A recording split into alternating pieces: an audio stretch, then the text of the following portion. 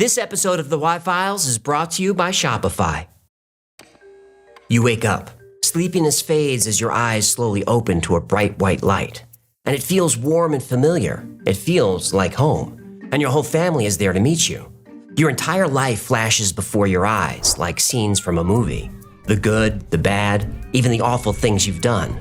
But everything comes together. It finally makes sense.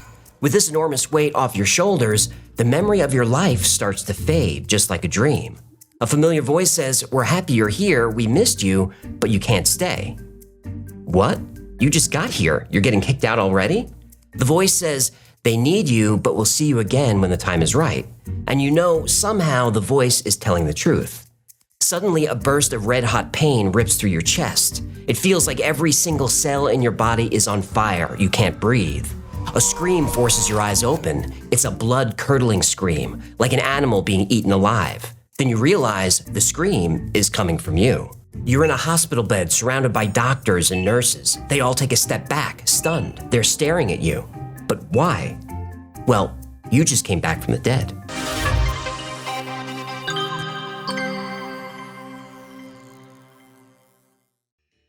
Yeah, I know. I wasn't driving. I get it. I know. I'll pay for the damages. Human. Oh, hey, I dorsal fin dialed you. I'll catch you on the flip. Hold on a minute. Crap. So, what's new with you? Is there anything you want to tell me?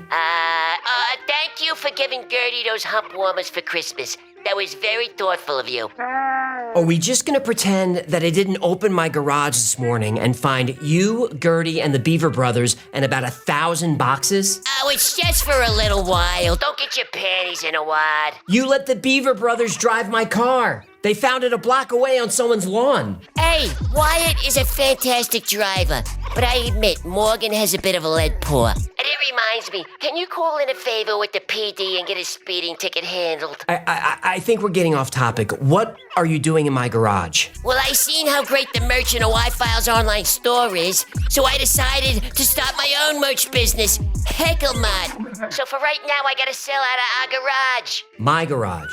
Oh, you say potato. Anywho, it's just until sales take off, and I can open my own brick-and-mortar warehouse. Why don't you just use Shopify? Oh, I got the sneaking suspicion that is today's sponsor. Lucky for you, it is. We run the Y-Files store through Shopify. It's an all-in-one commerce platform that anyone can use. We've been using Shopify for years. They helped us build out our online store and track everything. No camels or beavers needed.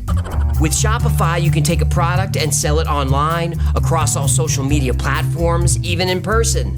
Millions of businesses in 175 countries trust Shopify as a business partner. But I don't know how any of that stuff works. I'm not technical. My VCR is still blinking 12 o'clock. Half of the audience is not even going to understand that. Why do you still have a VCR? It was a wedding gift, so I'm sentimental about it. It reminds me of happier days. Your marriage? My divorce. Never mind. Shopify makes it easy. They have tools for new merchants and great marketing tools. Shopify can even help with banking and capital. Sounds perfect. Sign me up. Just go to shopify.com/the-Y-Files or click on the QR code. Shopify.com/the-Y-Files or the QR code? You got it. Now can you please remove all those boxes from my garage? What are you selling anyway? Nothing major. Just some old stuff we had lying around the studio. We don't have any old stuff around the studio. Are those headshots that I signed for Y-Files fans? I don't sell those. Well, maybe you don't, but I got a business to run. No, you can't Wait, does Virgil have my underwear? Virgil, I told you socks and underwears have to go in Ziploc bags to seal in the freshness. You better not be selling Got orders to pack. Gotta go.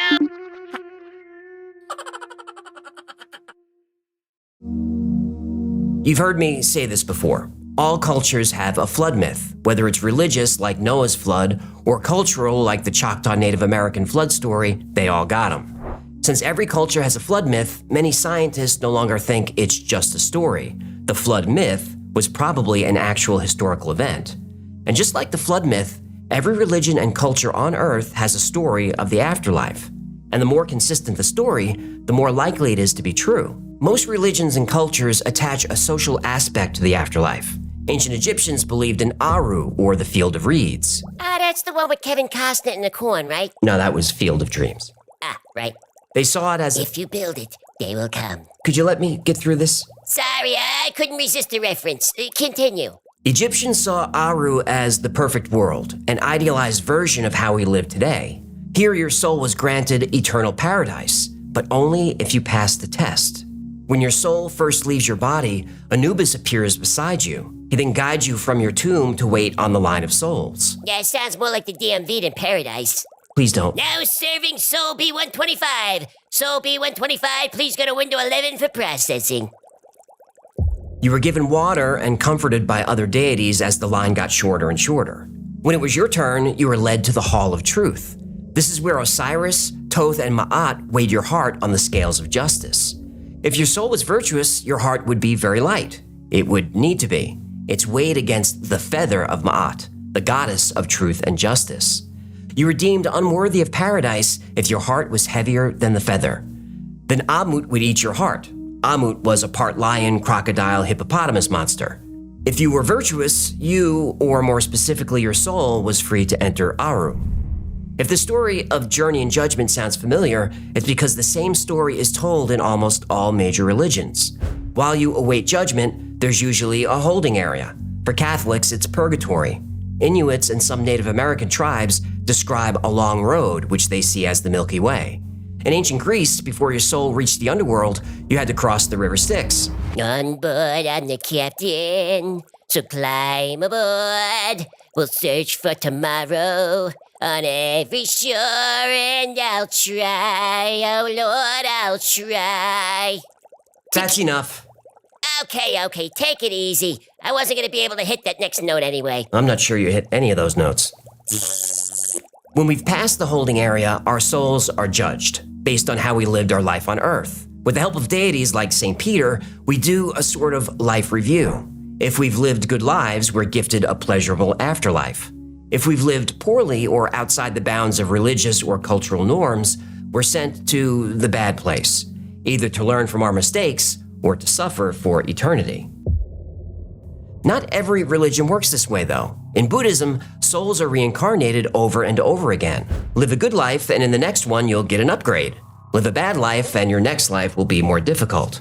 Once you live a life free from desire, attachment, and ignorance, you can escape the cycle of reincarnation and reach nirvana. See, now here's where I would break into a little Smells Like Teen Spirit, but it's too soon for another musical break. Thank God for small favors. What the lights do, do-we-do-do, here we are, do, booty-boo-boo. Most atheists will tell you there's nothing after death, just the black void. But most people, including myself, feel there's something more, something waiting for us on the other side. For almost all of human history, there is no way to prove the existence of an afterlife. We'd have to bring someone back from the dead to do that. But death is final, right? Nope.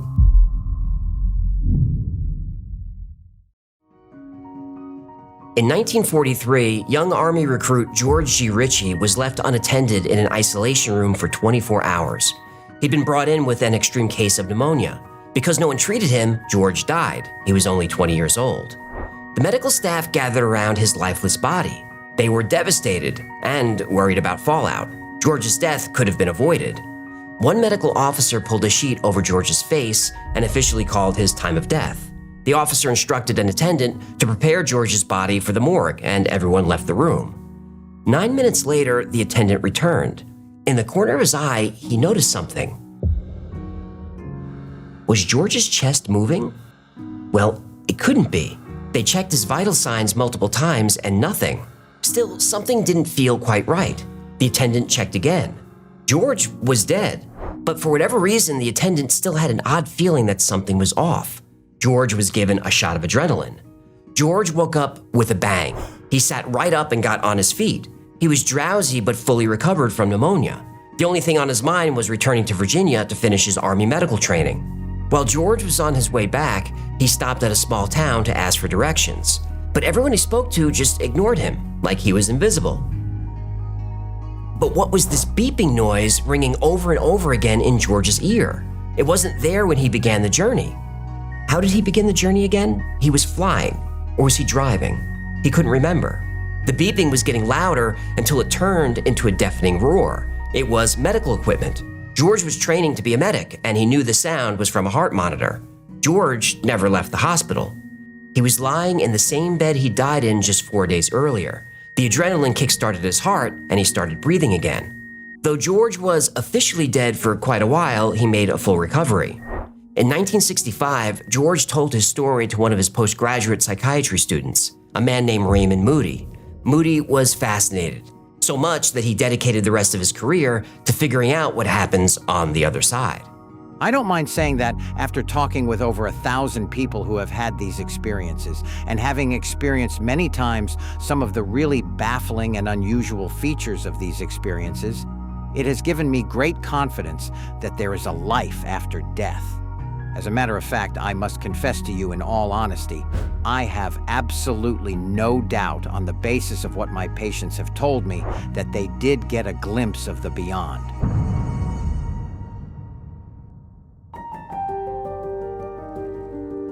Moody called this phenomenon a near-death experience, or NDE, coining the term in his 1975 book, Life Afterlife. His work inspired countless others to collect massive amounts of data on people who technically died but were revived.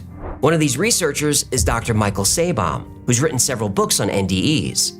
Sabom's research is where things start to get interesting. Sabom interviewed people who'd suffered cardiac arrest, died, and claimed to have had an out-of-body experience, an NDE. These patients were asked to describe their resuscitation. What was happening in the room? Who was there? What sounds did they recall? The patients' answers were compared to those of a control group who had also suffered cardiac crisis and were revived, but without temporary death. Patients in the control group gave vague, mostly incorrect answers. They were guessing what happened to them. They didn't really know. But the NDE group, they described the resuscitations almost perfectly, like they were in the room, separate from their bodies, watching themselves come back to life. The accuracy was enough for Sabom to conduct further studies. And like Raymond Moody, Sabom inspired others to repeat his research. If multiple researchers independently conduct similar or exactly the same experiment, and they all find the same results, then it's hard to refute the truth. This is precisely what happened with Sabom's study. Over the years, researchers have asked thousands of patients to describe events surrounding their NDEs. And despite being dead, these patients are roughly 92 to 97% accurate in their observations. Doctors and nurses have also come forward with some pretty spooky stories. Dr. Carl Green, a neurosurgeon, had a patient flatline and then describe her entire surgery, down to the most intricate details. And Green is not alone. Patients often have out-of-body experiences during surgeries where they temporarily die. This happened to my dad.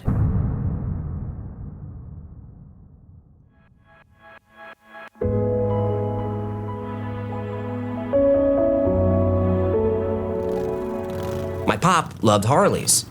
Dad's first wreck, a teenage girl ran a stop sign. She hit him square, his leg was severed and reattached. Mamas don't let your babies grow up to be bikers. Almost 20 years later, an SUV ran a light, hit him square, same side. This time was worse, way worse. Dad was airlifted from the scene and died in the helicopter. They defibbed him and brought him back, but he lost so much blood they didn't think he'd make it to the hospital. He did, but just barely. During surgery, he flatlined again. He said he felt weightless and realized he was watching his operation, but then he felt a pull. He turned and saw his mother, who had been gone a long time.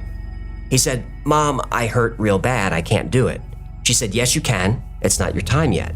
They got Dad's heart started again and brought him back. He said the experience was more real than real life. But sometimes people do more than just float a few feet above their bodies. Some people have described events that took place down the hall from their deathbed or in a different room in the hospital. So not only do our souls have weight, they stick around to watch our physical bodies die. And we don't just stay in the room, we wander. And while we wander, we're not alone.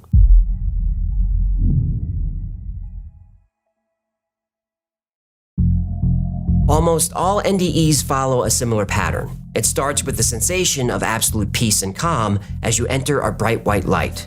Through the light, you enter a tunnel, and your physical body is left behind. In 1791, British Admiral Sir Francis Beaufort almost drowned. After he was revived, he described a feeling as, in his words, the most perfect tranquility. He felt no bodily pain. His physical senses were gone, but his mind was very active. The Admiral saw his life pass before his eyes in reverse. This is a common theme in NDEs. Your life plays either in reverse chronological order or starts from your birth until your death. Once the show is over, you see yourself completely, really for the first time ever, and then you move on. And on the other side, people are waiting for you. Dr. Mary Neal drowned while kayaking in Chile. She was technically dead for 30 minutes, long enough for her body to turn blue before being pulled from the water. And then I was released to the heavens. My spirit rose up and out of the river, and I was immediately greeted by a group of people or spirits who had known me and loved me as long as I have existed. Seeing people on the other side is almost always a positive experience. Minister Don Piper was driving home to Alvin, Texas one night and was hit by an 18-wheeler in a head-on collision. His body became part of the car. Actually, his thigh bone ended up somewhere on the road behind him. As he entered the white light, loved ones also met him. They were waiting for him next to a large, ornate gate. And it wasn't a short trip. Don spent 30 minutes in heaven. In the West, most people describe what is essentially heaven after they die. But just like all ancient cultures, everyone interprets their experience based on their personal biases and background. A Christian will say he saw Jesus in heaven. An atheist will enter something like a bright white ether. Muslims go to Jannah. While there's something or someone with us. Emery was a first-year law student who liked fast cars. After lying to her parents and boyfriend about what she was doing, she went out driving with friends. Halfway through the drive, she had a sudden urge to go home. Her friends agreed, but on the way, there was an accident.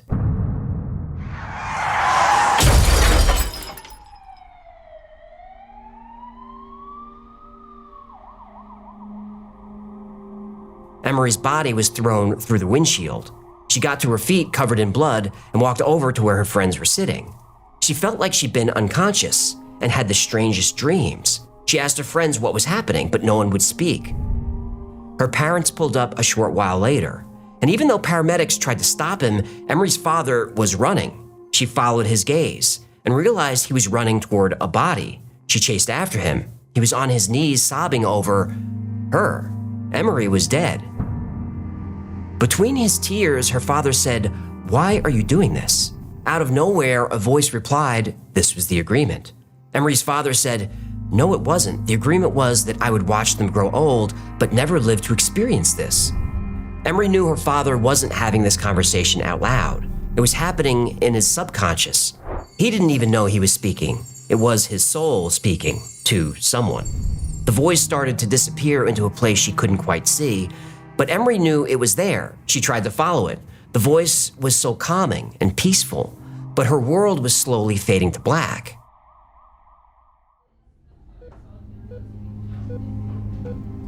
The next time she woke up, she was in the ICU. Thousands of people have had NDEs. You can get lost for hours reading about them online. They sound serene, life-altering, usually in a good way. I'm Don Piper, and I died on January 18th, 1989. Don Piper says he was depressed for a long time after he came back to life. But in time, he realized how valuable dying had been to him, to his soul. He felt saved, especially knowing we're never actually alone. But you can't just go and have a near-death experience whenever you want to. An NDE requires a certain type of permission, because not everyone goes into the light. Some people go somewhere else.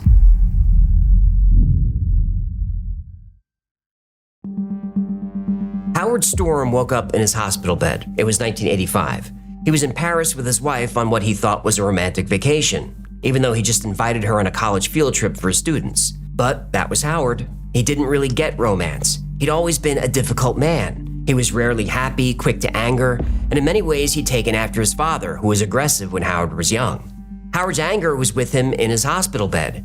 He was annoyed at his wife for closing the curtains. And why was she just sitting there crying at the foot of the bed? What reason did she have to be sad? This wasn't happening to her. A few hours ago, Howard was screaming in agony due to a perforated intestine. At the hospital, Howard was told he needed surgery immediately, otherwise he'd be dead within 5 hours. Somehow the hospital lost track of him. He lay there for 10 hours, his body slowly digesting itself. But he felt a lot better now, still angry, just healthier, and he wanted some sunlight and some fresh air. He got to his feet and went to open the windows, but something was wrong. His wife was still ignoring him. He could feel something radiating off her, like an energy field of rage that he'd never seen before. What does she have to be sad and angry about? Howard kept asking himself. But he couldn't deal with her right now, so he went into the hallway to find a doctor to give them a piece of his mind. As he turned the corner into the hallway, a sensation hit him. He was never going back in that hospital room, not ever again. He didn't know how he knew this, he just did. The hallway was dark. Howard could see dim flickering, but something was blocking the light. As he focused, he saw them. Faceless beings dressed in black robes. At the sight of them, he fell to the ground. Everything felt heavy.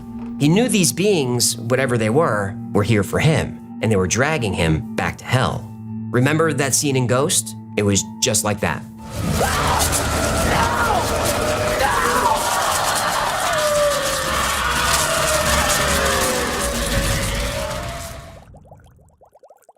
I prefer Roadhouse. Please, no zingers while I'm being dramatic. Sorry, mijo. The dim lights got dimmer and dimmer until Howard was in pure darkness. He heard a voice say, "We're almost there." Suddenly the darkness lifted and Howard was in a vast hellscape filled with horrors even nightmares couldn't create. There were humanoid-looking monsters ripping him apart. But were you experiencing pain while this was happening? Yeah, and it was horrible. It was horrible, literally being torn apart.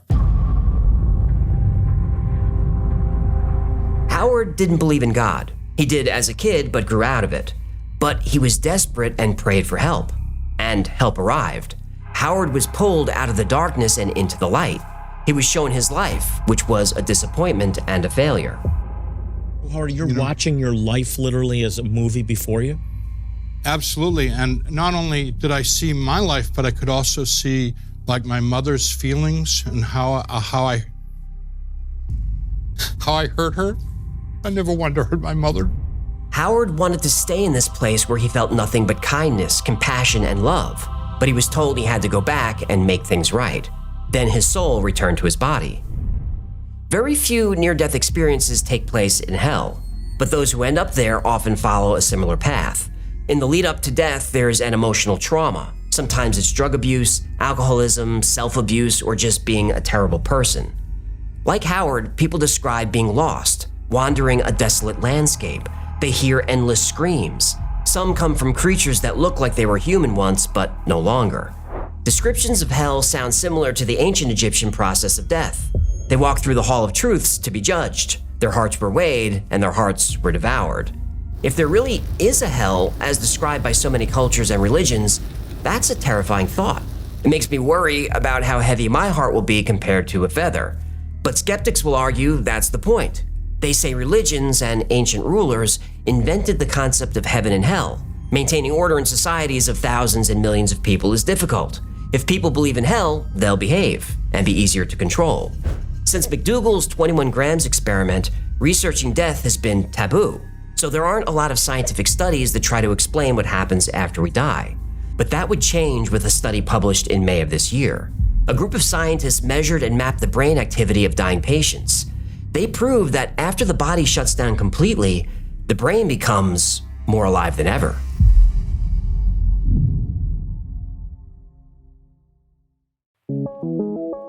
Scientists haven't figured out how our brains work. We know what parts of our brain light up when we're engaged in different activities, but we don't know how or why this happens. What energy source forms our thoughts and feelings and memories and reactions? Scientists are still trying to figure out, does cell activity produce the mind, or does the mind create cell activity? And what is the human mind? Are minds just another way of describing our souls? Is our soul consciousness? Are they the same thing, or are they separate? And when we die, does our consciousness die but our soul lives on? Nobody really knows. In May 2023, a study was published in the Proceedings of the National Academy of Sciences. Dr. Jimo Borjgin and her team study consciousness. They wanted to know what's the minimum process required to create consciousness in our physical brain. The study involved 4 patients who were in comas and on life support and nearing the end. These patients were chosen because, while they weren't fully brain dead, they were completely unresponsive to any stimuli. There's a scale used to assess a person's level of consciousness after a head injury. It's called the Glasgow Coma Score. These 4 patients had the lowest score possible. All of them had severe brain injuries. With the permission of their families, these 4 people's brains were scanned as they were taken off life support. While in a coma, their brain scans looked like this. The left side of the chart is brainwave frequency. The bottom number indicates the number of seconds left before the patient dies. Red indicates high brain activity, and orange indicates less activity. Then green, then blue is no activity. So a comatose patient on life support has activity mainly at the lower frequencies. This is autonomic motor functions like breathing, heartbeat, and hormone regulation. Basically the things the body does on its own. Consciousness, on the other hand, occurs at higher frequencies. So the patients were taken off life support, and something strange happened that surprised the scientists. Whoa! There is a sudden surge in brain activity at the higher frequencies. Remember, the body is now shutting down. The heart and lungs have stopped, but the brain is lighting up. Something is happening to this patient about 10 minutes before brain death. There's suddenly more activity across the entire spectrum, and then for a few seconds, a spike, highly active brain activity. Then the activity settles down again. So it's easy to dismiss this spike as an anomaly. Maybe some randomly firing neurons are freaking out that there's no oxygen getting to the brain anymore. But then this happens. Whoa! The patient's entire brain lights up, very high activity across the spectrum.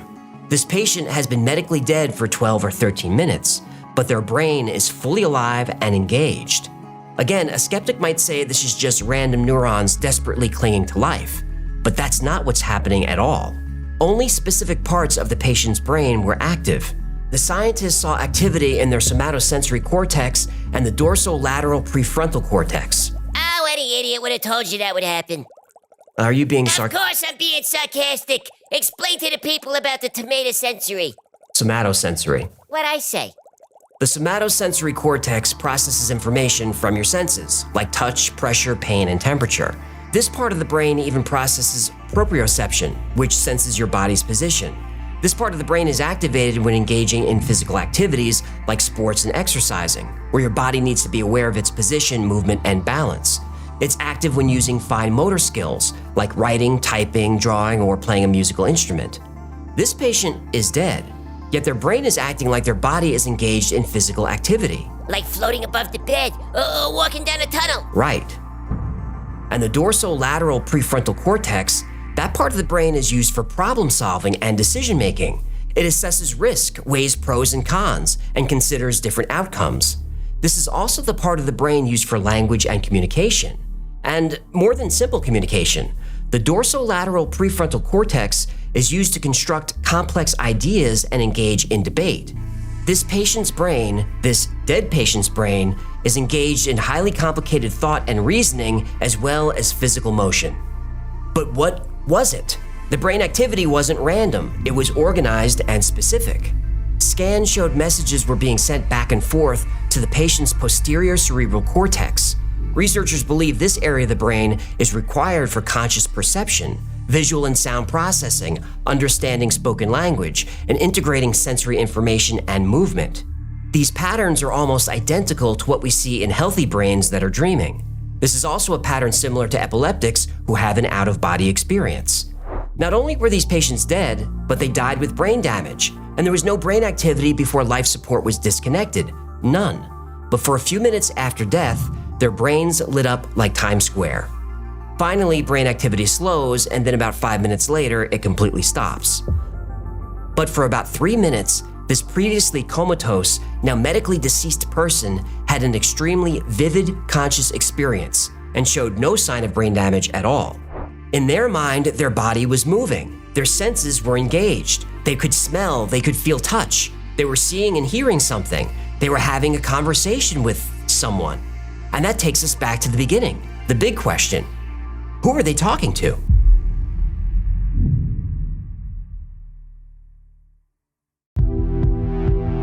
Is there a scientific explanation for near-death experiences, or is something supernatural at work? Near-death experiences are described the same way in every culture and have been since the beginning of recorded history. Common features include floating above your body, traveling through a tunnel toward a bright light, feelings of bliss, communicating with spirits, and seeing long-deceased loved ones. No matter the culture, the religion, or lack of religion, NDEs are a universal human experience. This could be because there is an afterlife and we do have a soul, or the experiences are similar because our brains are built the same way. The most widely accepted scientific theory is that NDEs are hallucinations that happen as brain cells begin to die from lack of oxygen. This is called the dying brain hypothesis. This could explain why so many NDEs share common supernatural elements. They may be byproducts of the brain's final burst of activity. When your brain isn't getting enough oxygen, you experience tunnel vision as your optic nerve fails. This could be why so many people describe a tunnel. Pilots undergoing intense acceleration have reported tunnel vision and bright light. As oxygen drops in a dying brain, neurons fire in cascades that could be perceived as bright light. This happened to Neil Armstrong during G-force training for the Apollo mission. People who get panic attacks experience tunnel vision. Tunnel vision, feeling lightheaded, numbness in the extremities. That's what my panic attacks are like. But those effects are nothing more than the brain not getting enough oxygen, which is why taking deep breaths helps. Well, most of the time. Lack of oxygen also causes hallucinations. Now, when mountaineers climb the Himalayas, they bring oxygen with them, but that wasn't always the case.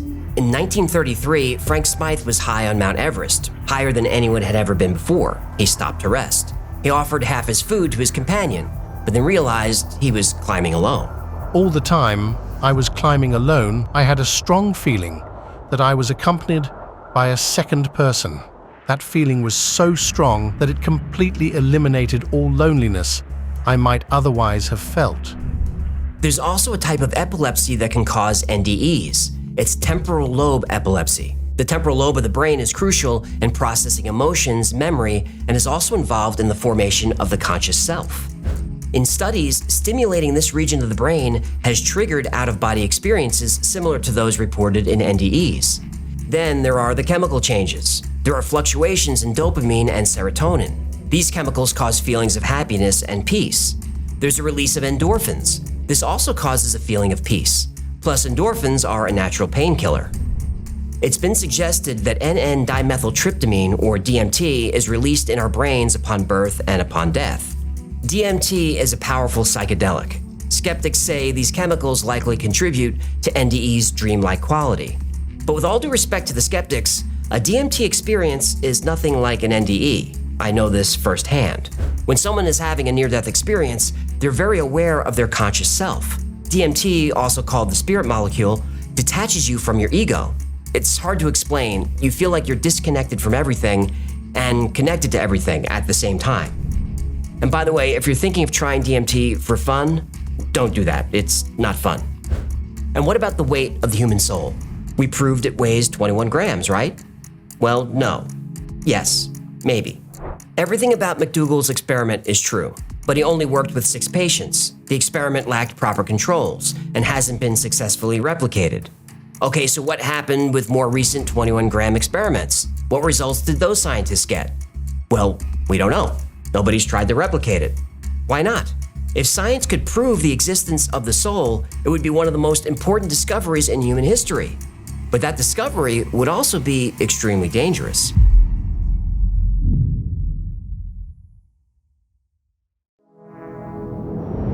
The fact scientists won't repeat McDougall's 21 grams experiment annoys me, but it doesn't surprise me. When McDougall was conducting his study, the owners of the home were worried the church would find out and be furious. When his results were released, the opposite happened. Scientists were furious, not the church. The church was thrilled.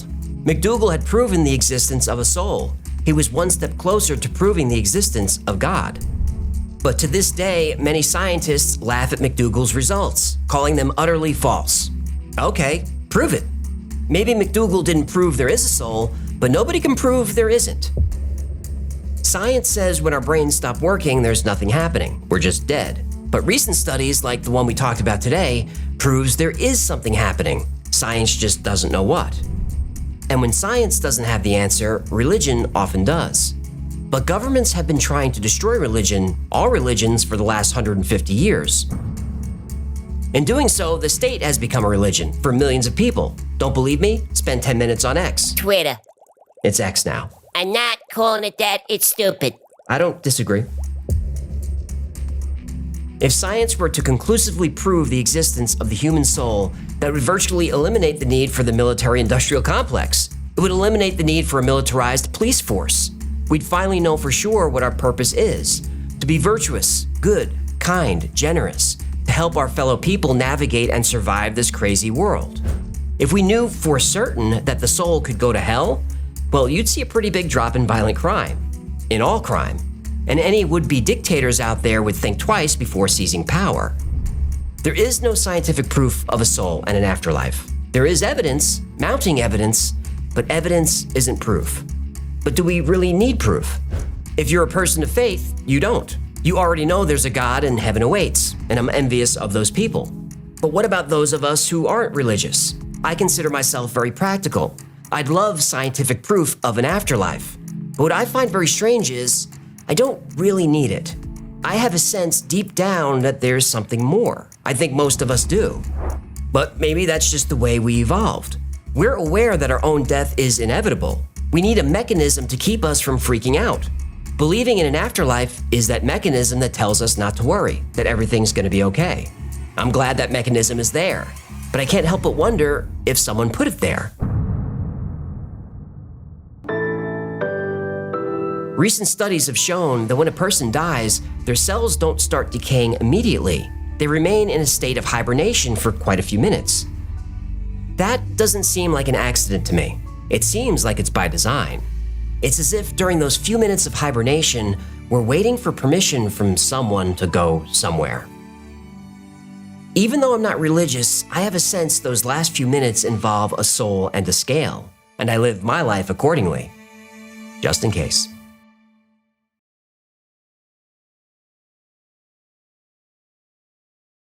Thank you so much for hanging out with us today. My name is AJ, that's Cyclefish. Step into the light.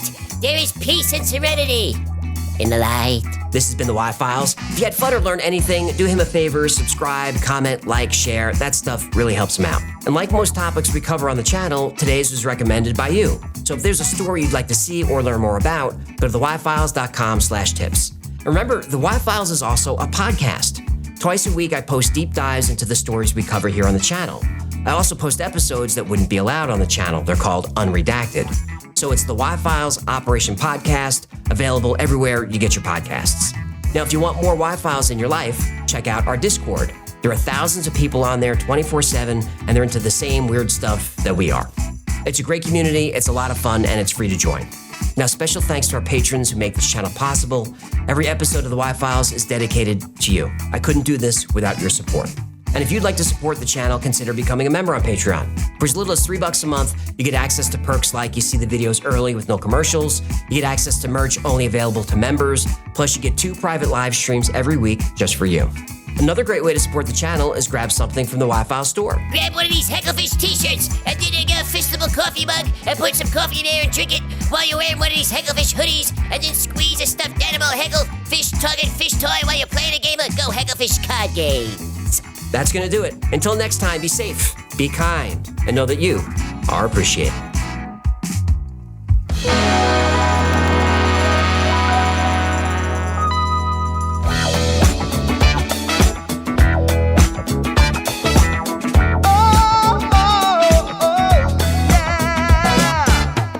I played Polybius in Area 51. A secret code inside the Bible said I would. I love my UFOs and paranormal fun, as well as music, so I'm singing it like I should. But then another conspiracy theory becomes the truth, my friends, and it never ends. No, it never ends.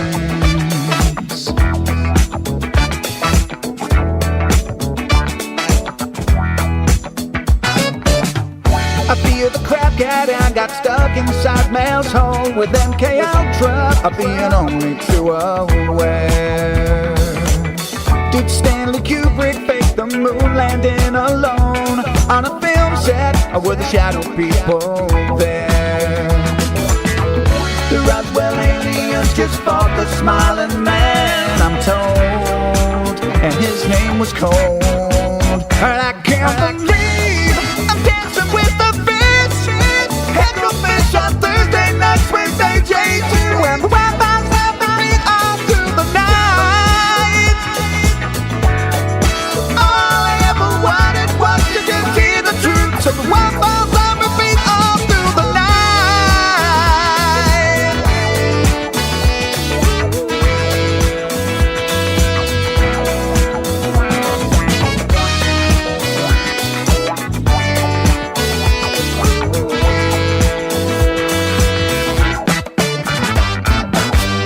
The Mothman sightings and the solar storm still come to Agatha, the secret city underground.